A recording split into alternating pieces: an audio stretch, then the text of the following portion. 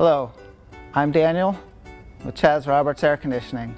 Today I'd like to talk a little bit about air filters and changing your air filter and how it can help to make your system last longer.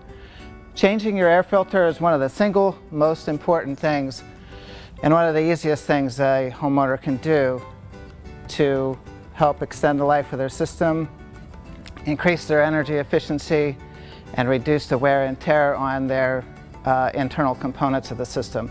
In addition, changing your filter frequently can help you to have increased airflow and better quality of air. So the first thing we're going to do today, a tip I'd like to share with you. On your thermostat, there's a fan button. And if you press that fan button, it could be a switch, it could be a button, but there's something there that says fan, and it has an auto feature, which is normally on, and it also has something that's called an on feature.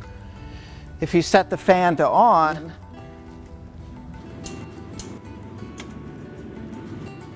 a lot of my customers mention about when they open the grill to replace the filter. Sometimes the seal, most of the time actually it's up in the ceiling, and when they open it, the filter will fall out.